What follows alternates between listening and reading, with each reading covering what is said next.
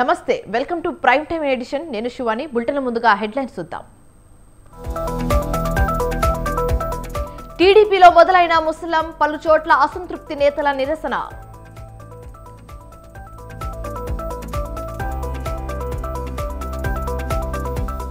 పిఠాపురం నుంచి బరిలోకి పవన్ పోటీకి పట్టుపడుతున్న టీడీపీ నేత వర్మ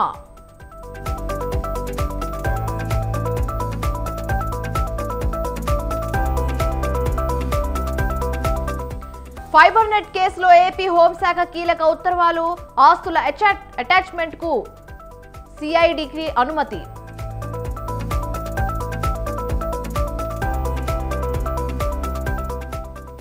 ఎన్నికల కమిషనర్లుగా జ్ఞానేష్ కుమార్ సుఖ్బీర్ సింగ్ నియామకం వెల్లడించిన ఎంపిక కమిటీ సభ్యుడు అధీర్ రంజన్ చౌదరి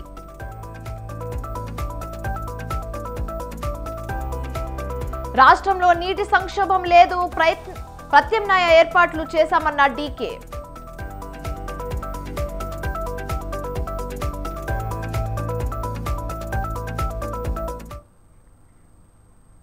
ఏపీ అసెంబ్లీ ఎన్నికలకు సమయం దగ్గర పడుతూ ఉండడంతో టీడీపీ అధినేత చంద్రబాబు స్పీడ్ పెంచారు. ఇప్పటికే 94 మంది అభ్యర్థులతో ఫస్ట్ లిస్ట్ ను విడుదల చేసిన చంద్రబాబు నాయుడు తాజాగా రెండో జాబితాను రిలీజ్ చేశారు. ఈసారి మొత్తం 34 మందికి అవకాశం కల్పించారు. ఈ జాబితాలో దాదాపుగా ప్రస్తుత ఇన్ఛార్జీలకు ఛాన్స్ ఇచ్చిన కొన్ని నియోజకవర్గాల్లో అనూహ్యంగా సీనియర్ నేతలకు కాకుండా వారసులకు టికెట్లు కేటాయించడం పార్టీలో చర్చనీయాంశంగా మారింది.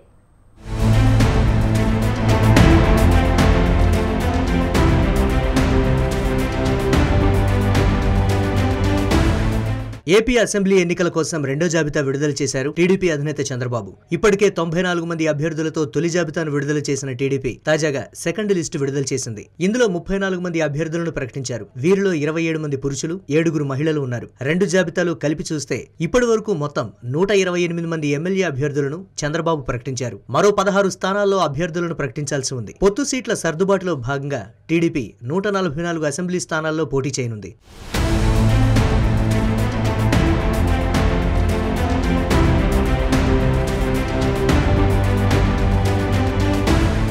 రాజమండ్రి రూరల్ ను సిట్టింగ్ ఎమ్మెల్యే గోరంట్ల బుచ్చయ్య చౌదరి దక్కించుకోగా గత ఎన్నికల్లో పవన్ కళ్యాణ్ పోటీ చేసిన గాజువాకలో ఈసారి టీడీపీ అభ్యర్థిగా పల్లా శ్రీనివాసరావు టికెట్ దక్కించుకున్నారు. దెందులూరు నుంచి మరోసారి చింతమనేని ప్రభాకర్ కే మళ్లీ ఛాన్స్ ఇచ్చారు. ఇక గురజాల నుంచి ఎరపతినేని శ్రీనివాసరావు బరిలో దిగుతుండగా ఆత్మకూరు నుంచి ఆనం రామనారాయణ రెడ్డి పోటీ చేయనున్నారు. మరోవైపు మంత్రి పెద్దిరెడ్డి ప్రాతినిధ్యం వహిస్తున్న పుంగనూరు నియోజకవర్గంలో టీడీపీ అభ్యర్థిగా చల్లా రామచంద్రారెడ్డి టికెట్ దక్కించుకున్నారు.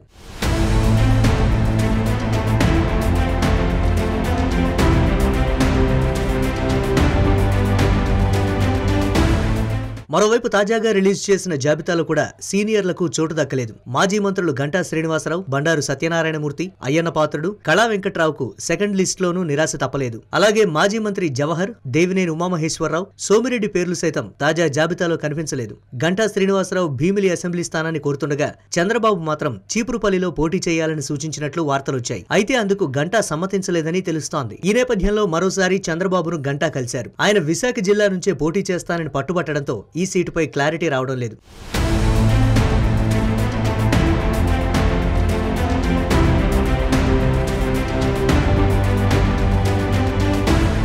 ఇదిలా ఉంటే విశాఖ జిల్లాలో టీడీపీ నుంచి రాజీనామాల పర్వం మొదలైంది. టీడీపీకి సౌత్ నియోజకవర్గ ఇన్ఛార్జ్ గండి బాబ్జీ రాజీనామా చేశారు. విశాఖ సౌత్ సీటును జనసేనకు కేటాయించడంతో మనస్తాపం చెందినట్లు తెలుస్తోంది. మరోవైపు చంద్రబాబు నివాసం వద్ద పుట్టపర్తి టీడీపీ కార్యకర్తలు ఆందోళనకు దిగారు. పుట్టపర్తి టికెట్లు బీసీలకు కేటాయించాలని డిమాండ్ చేస్తూ వడ్డెర సామాజిక వర్గానికి టికెట్ ఇవ్వాలంటూ రోడ్డుపై బైఠాయించారు. అటు పెందుర్తి సీటు పంచకర్లకు కేటాయించారన్న ప్రచారంతో బండారు వర్గీయుల ఆందోళన బాటపట్టారు.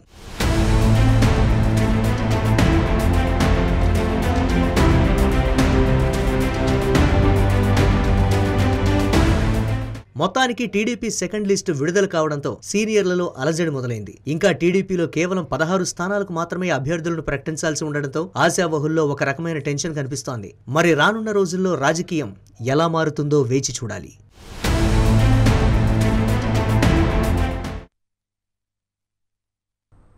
రానున్న ఎన్నికల్లో చిత్తూరు నగర ప్రజలు తనను ఆశీర్వదించాలని టీడీపీ అభ్యర్థి గురజాల జగన్మోహన్ కోరారు. ఎన్నికల్లో గెలిచిన తర్వాత తాను చిత్తూరును మరింత అభివృద్ధి పదంలో తీసుకెళ్తానన్నారు. జీజేఎం ట్రస్టుతో అనేక సేవ కార్యక్రమాలు చేస్తున్న గురజాల జగన్మోహన్తో మా ప్రతినిధి JG Ram face to face. Gurajala ఇంటి పేరు చిత్తూరు జిల్లాలోనే కాదు, చిత్తూరు నగరంలో కూడా తెలియని వారంటూ ఉండరంటే అతిశయోక్తి కాదు. ప్రస్తుతం జరగనున్నటువంటి 2024 సార్వత్రిక ఎన్నికల్లో గురజాల జగన్మోహన్ను తెలుగుదేశం పార్టీ అభ్యర్థిగా కూడా అధిష్టానం ఇప్పటికే పేరు ప్రకటించడం జరిగింది. ఈ నేపథ్యంలో తన పేరు వచ్చినప్పటి నుంచి కూడా జనాల్లోకి వెళ్ళి వారి సమస్యలు ఏమిటి, తెలుగుదేశానికి ఎందుకు మీరు ఓటు వేయాలి, తెలుగుదేశం పక్కన మీరు ఎందుకు నిలబడాలనేటువంటి సంకేతాలు ఇస్తూ వాళ్ళందరినీ కూడా తన వైపు తిప్పుకునేటువంటి ప్రయత్నం అయితే చేస్తున్నారు. ప్రస్తుతం మనం జగన్మోహన్ దగ్గర ఉన్నాము. ఏంటి, ఏ విధంగా రాజకీయాల్లోకి వచ్చారు, ఏం చేయబోతున్నారు అనేటువంటి విషయాలు అడిగి తెలుసుకునేటువంటి ప్రయత్నం స్వతంత్ర టీవీ చేయబోతుంది. అంటే ఇప్పుడు ఫస్ట్ ప్రకటించినటువంటి జాబితాలో కూడా మీ పేరు ఆల్రెడీ బయటకు రావడం జరిగింది.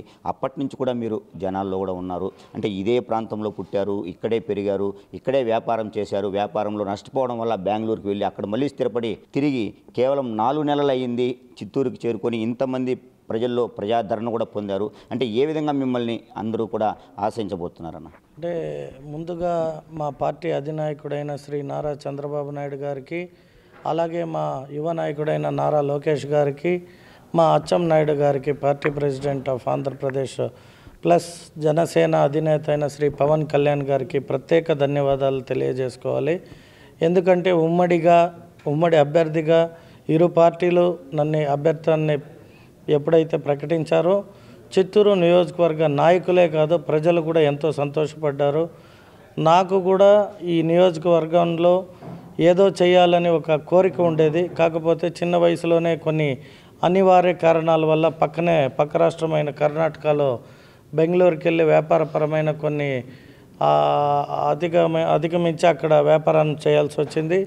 ఈ కరోనా సమయంలో నా తండ్రి కోరుకున్న ఒక కోరిక, తిరిగి నువ్వు పుట్టిన నేలకెళ్ళి ఏదో ఒక సేవ చేసి చరిత్రలో ఒక ఉన్నతమైన వ్యక్తిగా నేను చూడాలి అని నా తండ్రి కోరుకోవడంతో నేను తిరిగి ఇక్కడ చిత్తూరుకి వచ్చి నా జీజేఎం చారిటబుల్ ఫౌండేషన్ తరపున అనేక కార్యక్రమాలు ప్రజలకి చేరువయ్యేకి చేస్తున్న క్రమంలో నారా చంద్రబాబు నాయుడు గారు వాటిని గుర్తించి నేను 2011 నుండి తెలుగుదేశం పార్టీలో ఒక కార్యకర్తగా ఏ పని చెబితే ఆ పని చేసుకుంటూ క్రమంగా మంచి కార్యక్రమాలు చేశాను. కాబట్టి నన్ను కన్సిడర్ చేసి ఎప్పుడైతే ఈ అవకాశం ఇచ్చారో నేను అనుకున్నవి ఇంకా ముందుకెళ్ళి, అంటే ఒక సేవాభావంతో సేవ చేయగలిగితే ఒక 5 to 10% చేయగలుగుతాము. రాజకీయపరమైన అవకాశం కలిగినప్పుడు మాత్రమే సంపూర్ణంగా ప్రయత్నం చేసి ఎంతో కొంత ప్రజలకు చేరువవ్వగలుగుతాం. కాబట్టి ఆ అవకాశం ఇచ్చినందుకు వారికి ధన్యవాదాలు అన్న. ఇప్పుడు మనం ప్రత్యేకంగా చూసుకున్నట్టయితే జనసేన కావచ్చు, భారతీయ జనతా పార్టీ, అదేవిధంగా తెలుగుదేశం, అంటే 3 మహాకూటమి. ఈ కూటమిలో భాగంగా గతంలో ఉన్నటువంటి చిత్తూరు జిల్లాలో పనిచేసినటువంటి పార్టీలకి ఎమ్మెల్యేలు కావచ్చు, అతిరేత మహారథులు తెలుగుదేశం పార్టీకి సంబంధించి, భారతీయ జనతా పార్టీకి సంబంధించి మనం చూసుకున్నట్టయితే ప్రస్తుతం ఉన్నటువంటి జంగాలపల్లి శ్రీనివాసులు గారు కావచ్చు, అదేవిధంగా ఆదికేశ్వర నాయుడు కుటుంబం కావచ్చు, ప్రస్తుతం ఉన్నటువంటి సీకే బాబు అన్న కుటుంబం, అంటే వీళ్ళందరూ కూడా మీకు ఎటువంటి అష్యూరెన్స్ ఇచ్చారంట? మరీ ముఖ్యంగా ఎప్పుడైతే నా అభ్యర్థం కన్ఫామ్ అయిందో నేను వెళ్ళి వీరందరూ ఎవరైతే ఈ చిత్తూరు నియోజకవర్గంలో పనిచేసిన మాజీ ఎమ్మెల్యేలు ఉండారో వారు ఆశీర్వాదం పొందడానికి ఒక్కొక్కరి ఇంటికి వెళ్ళడం జరిగింది. ఆ క్రమంలో నేను సీకే బాబు గారి ఇంటికి వెళ్ళినప్పుడు అతను నన్ను అడిగాడు, ఏంటి నీ ఆలోచనలు, ఏం చేద్దాం అనుకున్నావు అన్నప్పుడు నా మనసులో కొన్ని మాటలు ఆయనతో చర్చించినప్పుడు ఆయన చాలా సంతోషపడి, నేను కూడా ఈ జిల్లాకి 4 సార్లు ఎమ్మెల్యేగా చేశా, నా అనుభవం కూడా నీకు ఇస్తాను, నీ వెంటే నడుస్తానంటూ ఆయన కూడా మా చంద్రబాబు నాయుడు గారి పట్ల ఉన్న గౌరవం, అలాగే నా పట్ల ఉన్న అభిమానంతో కలిసి నా వెంట నడుస్తున్నాడు. సో ఆయనకు కూడా నా ప్రత్యేక ధన్యవాదాలు. అలాగే ఏఎస్ మనోహర్ అన్న గారు కావచ్చు, ఇప్పుడు ప్రస్తుతం ఎమ్మెల్యే జంగాలపల్లి శ్రీనివాసులు అన్నగారు కావచ్చు, మరీ ముఖ్యంగా ఆదికేశులు గారి కుటుంబం కావచ్చు, అందరూ కూడా, అంటే నేను కలిసిన ప్రతి ఒక్కరూ కూడా పార్టీ పట్ల కానీ అధినాయకుడి పట్ల కానీ అలాగే నీతో ఉన్న వ్యక్తిగత సత్సంబంధాలు కూడా రానున్న రోజుల్లో రాజకీయానికి మేమందరూ నీకు అండగా ఉంటామని అందరూ నిలబడి వారికి తోచిన సలహాలు సూచనలతో ముందుకు నడుపుతామని చెప్పి నా వెంట నడిచిన ప్రతి ఒక్కరికి కూడా నా హృదయపూర్వక నమస్కారాలు. ఎప్పటి నుంచో చిరకాలంగా తాగునీటి సమస్య ఏదైతే ఉందో చిత్తూరు నగరంలో ప్రధానంగా దీనిని పూర్తిగా రూపుమాపుతాను, నాకు మీ యొక్క ఆదరణ కావాలి, మీ ఓటు నాపై ముద్రించి గెలిపించండి, అటు తర్వాత నా యొక్క అభివృద్ధిని మీరు చూడండి అంటున్నారు. కెమెరామెన్ లోకేష్తో జేజీరామ్, స్వతంత్ర టీవీ, చిత్తూరు. మత విద్వేషాలకు మత ఘర్షణలకు దూరంగా ఉండే గంగా జమున తహజీబ్ అని పేరు పొందిన తెలంగాణలో ఈసారి మత ఆధారంగా ఎన్నికల్లో గెలవాలని బీజేపీ ప్రణాళికలు రచిస్తుందా? గత జీహెచ్ఎంసీ ఎన్నికల మాదిరిగా మత ఆధారిత నినాదాలతో ముందుకు పోతున్న బీజేపీ తెలంగాణలో విజయం సాధించగలదా?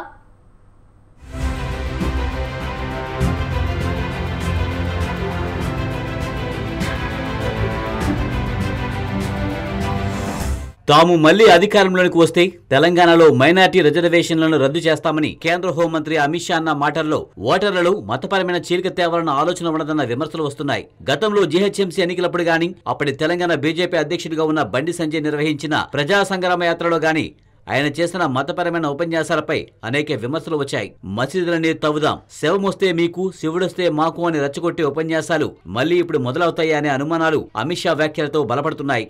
मुझे भाइयों और बहनों बताओ, हैदराबाद स्थापना दिन मनाना चाहिए या नहीं मनाना चाहिए? जोर से बोलिए, मनाना चाहिए या नहीं मनाना चाहिए? ये मुस्लिम रिजर्वेशन हटना चाहिए या नहीं हटना चाहिए? जोर से बोलो, हटना चाहिए या नहीं हटना चाहिए? क्या कांग्रेस हटा सकती है? टीआरएस हटा सकती है? मजलिस हटाना चाहती है? ये तीनों एक दूसरे के चट्टे बट्टे हैं, ये तीनों पार्टियां एक है. కొంతకాలంగా రాష్ట్రంలో బీజేపీ ఉత్తరాది ప్రణాళికలను అమలు చేస్తుంది. ముఖ్యంగా బండి సంజయ్ అధ్యక్షుడిగా ఉన్నంత కాలం ఆయన ఒక మతానికి చెందిన ప్రజలను రెచ్చగొట్టడమే పనిగా పెట్టుకున్నారని అటు బీఆర్ఎస్ ఇటు కాంగ్రెస్ తీవ్ర ఆరోపణలు చేశాయి. అయితే 4 ఎంపీ సీట్లు గెలవడానికి గాని, హైదరాబాద్ జీహెచ్ఎంసీలో 48 కార్పొరేషన్లను గెలిపించుకోవడానికి గాని అటువంటి మతపరమైన ప్రచారమే పనిచేస్తుందని పలువురు బీజేపీ నాయకుల నమ్మకం. అయితే మొన్న జరిగిన అసెంబ్లీ ఎన్నికల్లో మాత్రం అటువంటి ప్రచారాన్ని తెలంగాణ ఓటర్లు తేలిగ్గా తీసుకున్నారు. మతపరమైన ఎమోషన్స్ ఎంత రెచ్చగొట్టినప్పటికీ ప్రజలు బీజేపీ వైపు చూడలేదు. మొత్తం 119 అసెంబ్లీ సీట్లలో 8 సీట్లు మాత్రమే బీజేపీ గెలిచింది.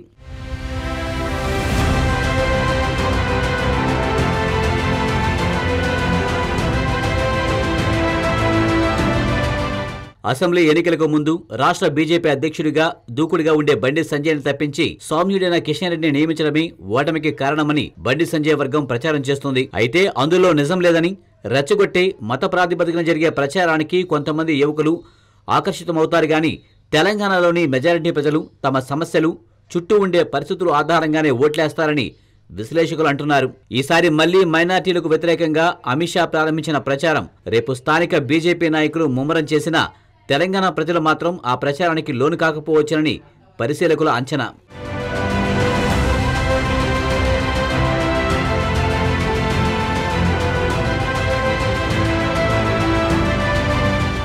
యువత మాత్రం కొంతమేర బీజేపీ నాయకుల ప్రచారానికి అట్రాక్ట్ అవుతుంది. యువకుల్లో రోజురోజుకు బీజేపీ పరపతి పెరుగుతుంది. అసెంబ్లీ ఎన్నికల్లో కాంగ్రెస్ కు ఓటేసిన వారు కూడా పార్లమెంట్ ఎన్నికల్లో బీజేపీకి వేస్తారనే ప్రచారాన్ని బీజేపీ తీవ్రంగానే చేస్తుంది. ఈ ప్రచారాన్ని అధికార ప్రతిపక్ష బీఆర్ఎస్ ఎలా ఎదుర్కొంటాయన్నది కొద్ది రోజుల్లో తేలిపోనుంది.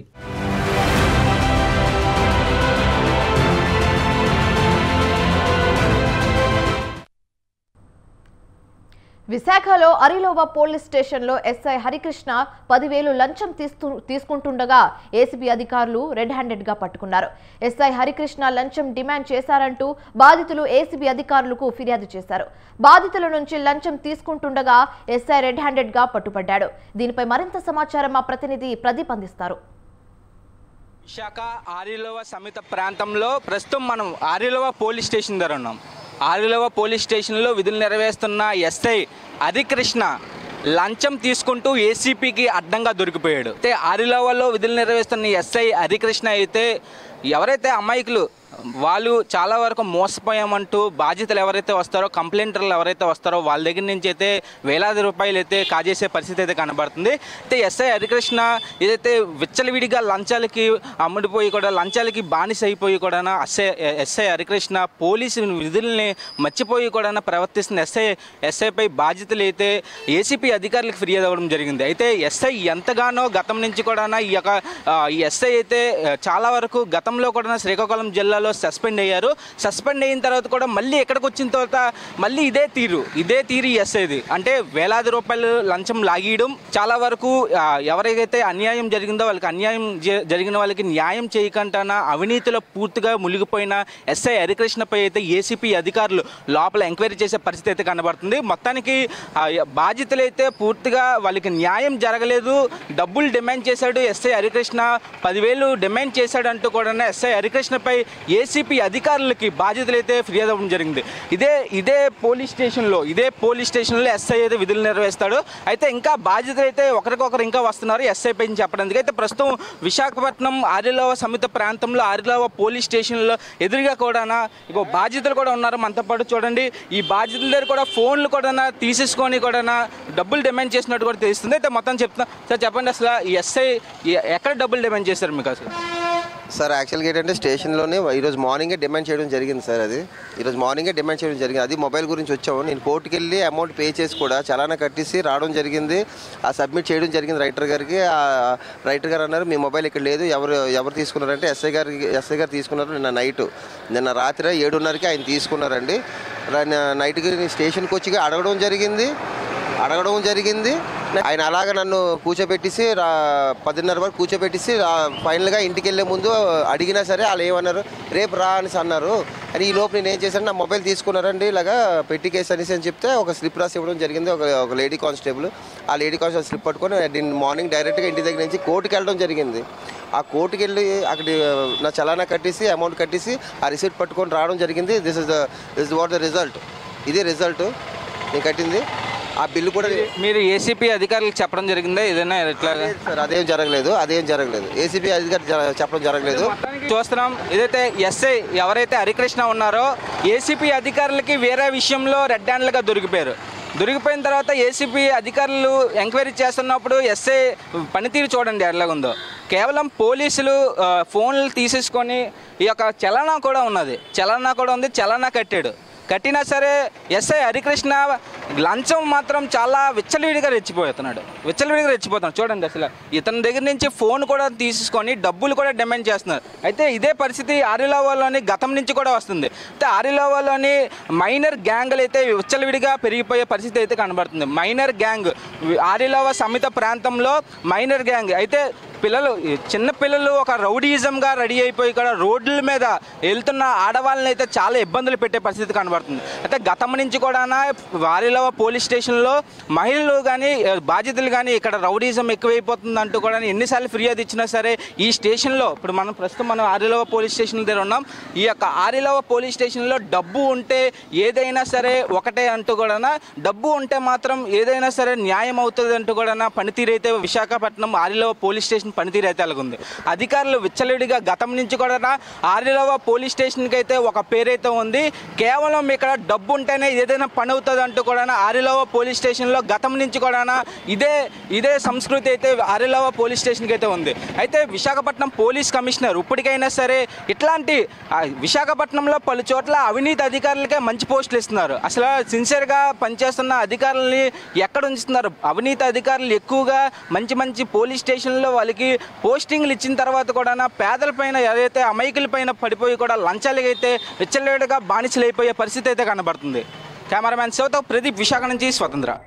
ఇక ఆరోగ్యశ్రీ పేరుతో అక్రమాలు ఇదేంటని నిలదీస్తే దిక్కున్న చోట చెప్పుకోమంటూ బెదిరింపులు, వేలకు వేలు దోచేస్తూ పేదలను జలగల్లా పట్టి పీడిస్తున్న ప్రైవేట్ హాస్పిటల్స్. ఇదంతా అనంతపురం జిల్లా ప్రైవేట్ హాస్పిటల్స్లో జరుగుతున్న అవినీతి బాగోతం.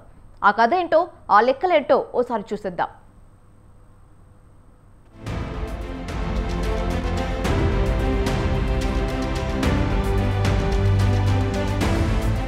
పేద ప్రజల ప్రాణాలు నిలబెట్టడానికి ప్రభుత్వం ప్రతిష్టాత్మకంగా అమలు చేస్తున్న వైఎస్ఆర్ ఆరోగ్యశ్రీ పథకంలో అక్రమాలు వెలుగు చూస్తున్నాయి.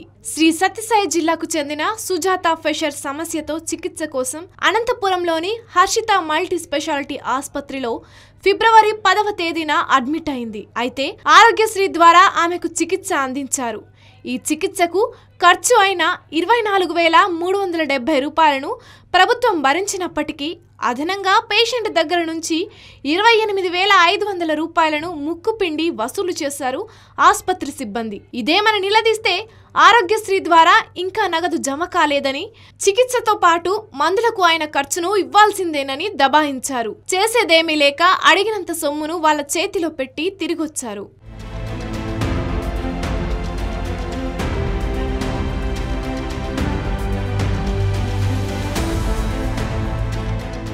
తర్వాత కొన్నాళ్లకు ఆసుపత్రి దోపిడీపై జిల్లా కలెక్టర్కు ఫిర్యాదు చేశారు పేషెంట్ సుజాత భర్త. ఘటనపై స్పందించిన కలెక్టర్ ఈ విషయాన్ని Aarogyasri district coordinator doctor Kiran Kumar కు చేరవేశారు. ఆధారాలతో సహా పూర్తి వివరాలు ఇస్తే తమకు న్యాయం చేస్తానని, ఆసుపత్రిపై చర్యలు తీసుకొని క్రిమినల్ కేసులు పెట్టిస్తానని హామీ ఇచ్చారు కిరణ్ కుమార్. ఆ తర్వాత ఆధారాలు పంపినా నిమ్మకు నీరెత్తినట్టు వ్యవహరిస్తూ నోరు మెదపకుండా ఉన్నారు. దీంతో కిరణ్ కుమార్ ప్రగల్భాలపై ఆగ్రహం వ్యక్తం చేశారు పేషెంట్ కుటుంబీకులు. అధికారుల అండ చూసుకునే ప్రైవేట్ ఆసుపత్రులు ఇష్టానుసారం దోపిడీకి పాల్పడుతూ పేద ప్రజల నుంచి వేలకు వేలు దోచేస్తున్నారన్న విమర్శలు గుప్పమంటున్నాయి. మా భార్యకి హర్షి హాస్పిటల్కు ఆపరేషన్ చేసేందుకు తీసుకొని అక్కడ వెళ్ళాము. అంతకుముందు మా భార్య హాస్పిటల్కి పోయి ఇట్లా ఆపరేషన్ చేయాలని చెప్పింటే మళ్ళీ తనతో పాటు 2 రోజుల తర్వాత మళ్ళీ మేము అక్కడ వెళ్ళాము. అక్కడ డాక్టర్ గారు 30,000 రూపాయలు కట్టండి, ఆపరేషన్ చేస్తామని చెప్పారు. అయిన తర్వాత మళ్ళీ 30,000 రూపాయలు కట్టినాము. ఆరోగ్యశ్రీ అయితే చేస్తాము, ఆ దాంట్లో 15,000 వస్తుంది, మీరు 30,000 క్యాష్ కట్టండి అన్నాను. ఆ 30,000 రూపాయల డబ్బులు నేను ఇచ్చాను. 23,000 ఒకసారి, 25,000 ఒకసారి, 28,000 రూపాయలు నా చేతులారా కట్టినాను. కట్టిన డబ్బులకి స్లిప్ ఇవ్వమంటే మేము స్లిప్ అట్లా ఇవ్వము అని చెప్పినారు. ఇకనైనా ఉన్నతాధికారులు ఆరోగ్యశ్రీ అక్రమాలపై దృష్టి సారించాలని, పేద ప్రజలకు న్యాయం చేయాలని విజ్ఞప్తి చేస్తున్నారు.